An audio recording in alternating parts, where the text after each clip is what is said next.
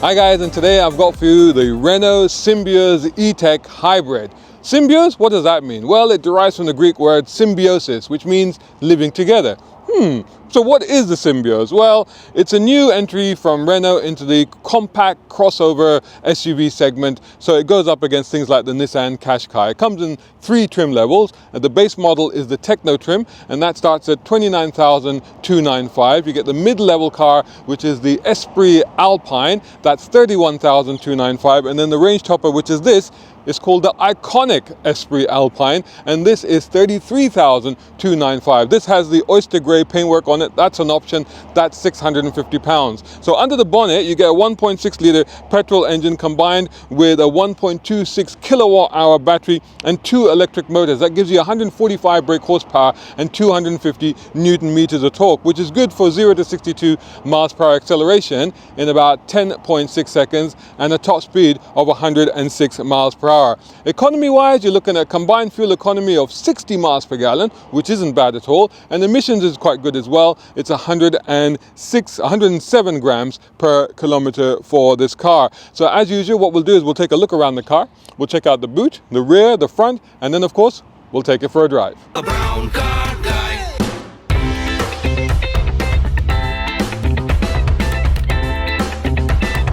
Brown car guy. So first thing I want to show you is the light show that it puts on. So if I press unlock on here, opens the mirrors, and then you can see the lights come up on here, but also look at this LED arrangement here. It's got a really sort of sharp angular thing. Look at the texture on the grill here, so to speak. Not really a grill, but you see what I mean. There is an inlet there and there.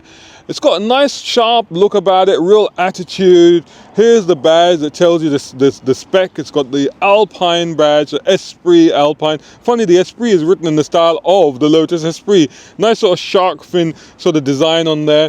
This is quite interesting, the way that this lower segment sort of curves and turns and twists. And it's something that you do need to keep clean because it's got this sort of piano black finish on it.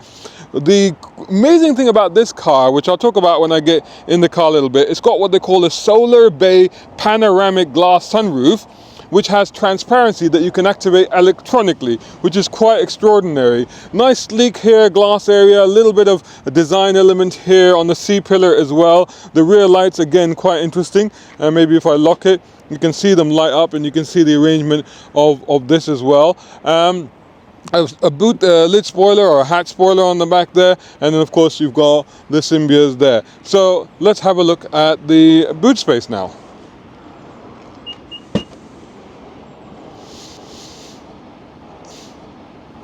Right, so let's take a look at the boot space. Decent size. It's 624 litres is what they tell you that it's got here. Of course, it's got a double floor, so under the floor you've got quite a bit of space down there as well. And actually you can move this floor to the lower level if you wish. So you can put it down there, and you get more space if you like. I should do that properly, but there's a bag there, so you know what I mean. You got a light, you got hook, you got the 60/40 split folding rear seats, and again a couple of hooks for netting, I think, on this side. But otherwise reasonably practical, about what you'd expect on this size of car. It is powered on this range topper, so let's close that. Let's get into the back seats and see what they're like. Hey, are you enjoying this video? Then make sure you've hit the like button. It's very important. Plus, comment, share, and make sure you're subscribing. Right then, so here we are inside the compact SUV, and actually not so compact because it's good enough for me. I fit in here quite fine, and this seat of course is set for me. 6'2", long legs. Now I do have some issues down there, as you can see, because it's a bit tight on the shins. Knee room actually is not too bad. I'm sitting upright. Now the other thing about this is that it does move. This seat moves, but I will not move it any much further because that would be too tight for me. So that's actually on its rearmost setting. That's as far back as it goes, but it's useful to have that facility. Right, so the seat trim, you can see, quite nice. It's got material here and sort of like a leather type material trim combination. There's netting here. There's actually 2 vents, so that's quite handy. There is a power supply there as well, and 2 USB-C points as well. Like, there you go. There's the big roof as well. We'll talk more about that when we get in the front. Not too bad. Quite a lot of glass area. You don't feel too claustrophobic, especially because of the roof. But generally, and also you've got some lights up here as well. So Don't know how I think that would work touch when the car is on, but there's a couple of lights as well, so that's quite handy. Right, let's get in the front and see what that's like.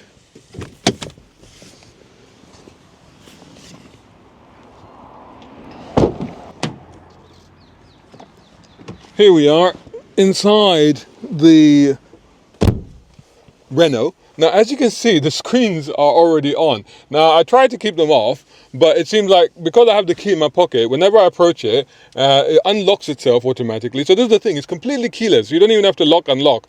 When you walk away from the car, it locks itself, mirrors go in. When you walk up to the car, mirrors open, unlocks itself, and everything sort of prepares itself for you as well. So what have we got in here? Well, we've got quite a lot actually. So let's get into it quite quickly. So here's the starter button. Keyless start, of course, and it's a hybrid, so it depends if it needs an engine right now or not. It seems it doesn't, because as you can see, the battery there is fully charged, if you can make that out. And this here, so from this button here, I can actually change the display of the screen there. And as you can see, and you can have that display, and you can have a map as well, which will come up now, and you can also have a car, which comes up now. And as you're driving along, this actually tells you the distance between your car and the car in front. It actually literally tells you the distance in meters. Over here, you can also adjust this bit here. You saw the engine just came on there. So if I press these buttons here, I can actually scroll through that bit and it will tell you the energy source. So the engine is running now and it's charging the battery. And this is quite interesting because these dots change depending on how you're driving. How I can notice the radio. So I can go through some more. Water temperature, it does give you that. Consumption for nearly 40 miles per gallon I've been driving around. That's actually pretty good considering. And then the rest of it is there. There's another button here, and this button actually will change the mode. So there you go, comfort mode is blue, eco mode, and that changes. And that also actually, if I put this into the home screen, that's quite interesting. I'll come back to that in a minute. And if I press it again, then I can go red, and then perso, which is, I guess, personal. You've got that there. Now it has Google Voice Assistant. Now I haven't activated my Google, but that's what it does. There is your cruise control. You can activate all your cruise control, adaptive cruise control. And with a Renault, they always hide another control, which is down here. And this is the volume. So if you're wondering where the volume was, that's the volume mode for your stereo. On the back, there's also a knob as well, and that changes the modes. Over here, you've got an e-save button. What's an e-save button? E-save button is for if you're going to, say, a school or a hospital, and you want to make sure that when you get there, you've got about 40% of battery reserve, so you can drive quietly around on EV mode. You press the e-save button. Your window controls, nice bit of trim and some lighting. Look at that, ambient lighting there. Nice bit of trim there. That's material as well. That's reasonably soft, actually, touch there. Nice bit of trim around there and across here. Then you got this sort of trim there as well. That's plastic. That's again soft there. Vents there. Decent sized glove box. Over here you've got an area there. There's actually another hidden space there, so you can put a phone in there. There's a space there. 2 USB-C chargers plus a power supply. I don't think this one's got wireless. There's another one down here. So it's got a 2-tier sort of shelf thing going on here. Then you got another space there. Then you got your e-brakes, cup holders with a normal sort of thing there. And then you've got this armrest, and under the armrest there is again another cubby box. So including all of that, and also the quite deep storage bins on the doors, there's actually a ton of storage in this car. So lots and lots of space here. You can also open the boot from this button here. Now, let's get into that. I'll rush through all of that because I wanted to show you there. Because first of all, where is the volume control? Because you do have controls down here. These are for the HVAC, all the AC controls and all the rest of it. Hazard, locking. The volume control is actually up here. So you can actually turn the screen off if you want with this button. And that would do it. But let's not, that's fine. And then you've got the volume controls up there as well. Now, what I wanted to show you here was this is how you configure. So if you're in personal mode and you configure, then you can go into the engine. So what do you want? Sport, normal, etc. Same with the steering. I like to keep that in sport. Keep the steering high because I like a little bit of weight to my steering. And then you've also got vehicle dynamics, which I think is just basically handling and stuff like that. All the controls are here. There you go, all of this sort of stuff. Now, lots and lots of apps, lots of things you can do. DAB radio, heated seats, by the way, and a heated steering wheel as well. And then over here you've got, this is your map, and there's your Google Assistant. So if you sign in, you can get Google Assistant. There's your radio and stuff like that, and you can then operate it from there. There's your stereo, and of course you can change the settings and stuff there. So actually, you've got the equalizer there. It gives you studio, concert, podcast, club, immersion. I quite like immersion actually. It gives you that full all-round sort of 360 feel. Climate control down here. Now the thing I wanted to show you again is this bit here. Up here you've got an SOS button for emergency services, and then this is the toggle switch for this incredible panoramic roof that we've got, which is the Solarbay one. So if I press that, you might be able to see at the back, you can see that's changed. Now there's quite a dark, dull day today, so you can't see, but that's now transparent. That's opaque, that's transparent, and if I press it again, then it will cover the front bit as well. So you can have the front transparent, you can have the rear transparent, you can have the whole thing transparent. If I do that, you'll see that now, or you can have the whole thing opaque. So that's quite handy. So lots of incredible touches in here, lots of features, nice big screens. The screen there is fixed, so pretty handy. What's the seating position like? Very comfortable, not an issue. The seats are quite nice actually, and the steering is rake and reach adjustable, so that's quite handy as well. It's good for me. I get a decent seating position in this car, and visibility on the left, the A-pillar is a bit thick, by the way. Check out the Harman Kardon tweeters there on this range topping car. The A-pillar on that side is a little bit thick, so sometimes, you know, judging the distance there is a bit awkward, but otherwise not an issue. Now, in addition to that, I should just tell you, now when you're on the outside, you did see that this thing has got 19-inch wheels, so this is the range topper. That you get also on the mid-spec as well. The basic one gets the 18-inch wheels. They all get the 10.25-inch digital driver display and a 10.4-inch infotainment display with built-in Google. So they all get that smartphone mirroring, wireless phone charger. So there is somewhere a wireless phone charger here. All-round parking sensors, the 360 camera. So actually, I should have showed you that as well. So if you can see that, if you're able to focus in on that camera, then you can see that. And the thing is, what I found is that it's actually really accurate. There isn't too much warping, and it gives you a pretty good precise location of where the car is. The only thing I will say is that once or twice I found it to lag a little bit, which is quite problematic if you're trying to do a quick maneuver. So you get all of that. Adaptive cruise control, you get a standard. The mid-spec, like I said, you get the 19-inch wheels, the heated leather steering wheel, heated front seats, the power boot, blind spot warning, adaptive cruise control, and lane centering assist. In the range topper, which is this one, then you get the panoramic, this clever digital roof. You get the Harman Kardon sound system, 360-degree camera, not just a reversing camera. That's what you saw there, and you get hands-free parking as well. So very well equipped for the money. What's it like to drive? Well, let's find out. Hi guys, I've been writing. This is my first book, a novel, an all-out action thriller, and this one is a collection of 13 stories I've written over the course of 2 decades. The Ulysses Files and the Quantum Races by BC Guy are out now on Amazon.com. Okay, so let's give this a go. Now, I'm going to use this button here to put it into comfort first. Let's just start off in comfort. And yeah, here we go. I've got all the assist things off in the car, so it's just me in the car, but we are starting off in comfort, although I suspect that we're going to change quite quickly into sports, because honestly there isn't actually a lot of difference between the modes. They talk about the steering weighting, they talk about the engine performance, but I don't think that there's actually a huge amount of difference in it. The roads are wet and slippery, so the traction systems obviously are staying on, and as you can hear, it's quite easy to overwhelm them. And even the braking, the ABS comes in fairly quickly on this car. It quite took me by surprise actually. Let's actually go into sports, because that's the sort of place we are in. I've cycled through it again. That's a bit easy to do, isn't it? Here we go, it's gone red now. Let's do this. So yeah, so we've gone a nice stretch of a few twists here. So we'll put in sports for this bit. And yeah, I mean, yes, the steering weighting is a little bit more. So there is a little bit more heft. I say heft, but not really. Just a little bit more resistance, if you like, to the steering. Again, I'm braking early because that just took me by alarm, that ABS thing. Oh, a little bit of a wriggle there as you put the torque down. Good spread of torque actually. Comes in early and comes in quite strong. So the torque is actually quite good. Like even a kick down, and here we go. Yeah, see, it's squirmy. It gets it to squirm and move around a little bit. Handling, okay, you know, I mean, it's turning in all right. There isn't any drama here.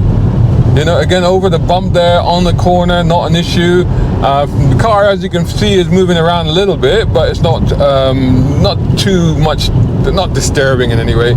But overall, performance, I think, is actually very, very good on it. It keeps it very strong. You know, considering what it is, considering what the car is, it's not a performance car, but again, in sports mode, it seems to do very well with that.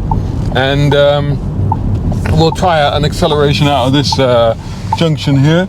You normally have to accelerate hard out of here anyway because of the nature. It's got a blind approach into here. So once you find the gap, and it's a black bar road, so once you find the gap, you punch it. So let's see how this car will respond. Still in sports mode. Gap is coming up now. Here we go. Oh, hesitation. Oh no, that's the traction just killed it. See, because the wheels lost, the tires I should say, lost grip, and the traction control just sort of killed the power. So that actually took a lot longer. Fortunately, there's quite a big gap, but that took a lot longer to come out of that junction than it actually should have. So even though I'm in sports mode, it didn't like that, and so maybe just flooring it is not really the way to do it. And maybe actually you need to be a little bit more progressive is probably the best way to get the best out of it. So again, let's turn left onto this road here, and we'll maybe try that again, but this time we'll do it a bit more progressively. Yeah. So again, yeah, again a little bit of a hold you back, but otherwise it was much more linear. Power came on much more quicker and much more smoother, and there was no hesitation there at all. So that's good.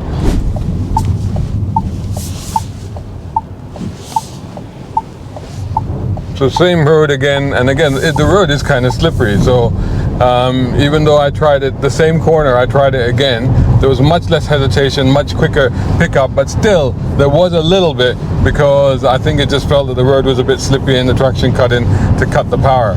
So even, you know, with prudent use of throttle, I still had a little bit of a hesitation coming out of that junction. Now, visibility all around is pretty good. Now the thing I've noticed about this car is that you have in mind that it's actually not that big a car, because, you know, the platform sharing and what have you, but actually from behind the wheel it does feel like a big car. So you do sort of treat it a little bit gingerly when you're on these little narrow roads. You sort of look after its positioning and stuff like that, and positioning on that side, you use the mirror just to check where it is. So it's astonishing, because it feels a bigger, more spacious car in a sense than you might give it credit for, which I guess is a good thing, because if you want a family car which you want to pull everybody into and put all their stuff into, then it's nice to have a bit of room, right? So the engine is kicked in there, and it's constantly telling you, I mean, you can actually have a display there that tells you. There's also, you know, that little display that tells you like how economically or not you are driving. Let's see what the ride is like. So we're going to turn turn right onto this road here, and I know that on this road further down it gets extremely bumpy, and so it's a pretty good test of suspension. The one thing I have found is around town there is quite a bit bump thump, because, you know, the wheels, like I said, very big on this car, and I think unnecessarily so. I'm just going to slow down because there's a puddle of water right there, and everybody's getting soaked, and I do not necessarily want to make this car any more dirtier than it already is. Right, so again on this road, and it's not doing too badly actually. I think this sort of undulating kind of bumps it actually copes better with. It actually manages to sort of flatten them out a little bit more. You can see that there is some movement, but it's the harsher bumps that, you know, it's not so much that it's uncomfortable on the harsher bumps, it's just that you can actually hear them and in a sense feel them, whereas over here it's kind of floating along quite nicely on this bit here. This is really rough, but yeah, you see, you can just yeah, just a little bit of movement there, but yeah, I mean, yeah, you can feel it a little bit, but genuinely, actually, it floats over them a little bit better than some other cars. So again, that whole thing about it's a comfy car, it's for the family, it seems to do that well. And don't forget, it's still in sports mode. So I did that in sports mode. I'm put it back into comfort. No, that's not comfort, that's comfort. The blue one is the comfort one. The purple one is the personalized one. The hybrid system works really well in this car. I mean, you know, there is no, I mean, you can hear the engine sometimes, and obviously if you use the display, then the display is actually, I should put it on the display. I don't know why I've got it on the, it's showing me the fuel economy, which is 40 miles per gallon still, despite how I'm driving. So that's not too bad. But you don't feel really, you can hear sometimes the transition to when the engine kicks in, but otherwise you don't necessarily feel the transition between EV mode and ICE mode, if you like.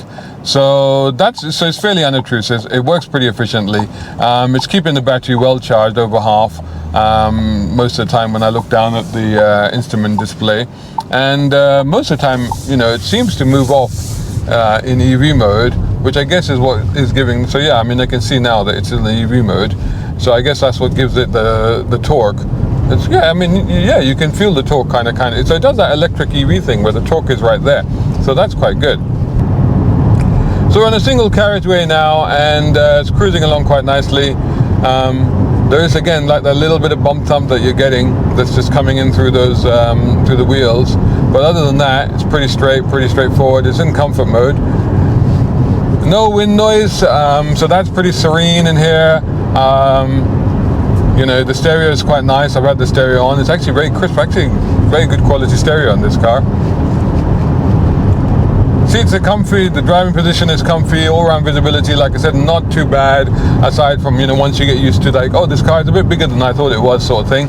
So there you go then. I think the main thing about this car is, and it fits in with the remit of the car perfectly, of course, because this is a family car, going to be used around town for commuting and shopping and picking up the kids. The fact is, it's straightforward. It's very easy to drive. All the controls are very light. There's nothing here that's surprising. Even the gear lever and the way that it moves and transitions between the gears is very smooth, reasonably quick. That all works very well. Steering is light. There's things like park assist if you want and stuff like that. So everything is there. It's designed for its market, you know, which is of course family users. It's practical, it's usable. So there you go, not bad at all. Let me know what you think of the car in the comments, and make sure you like, share, subscribe, all the rest of it, and I'll catch you all in the next video. Shout out time, guys. Thank you so much. Hey, if you enjoy my content, why not get involved? Buy me a coffee. You can do that at either of these links, or if you're watching on YouTube, buy me a thanks or take out a membership. It all helps. It really does.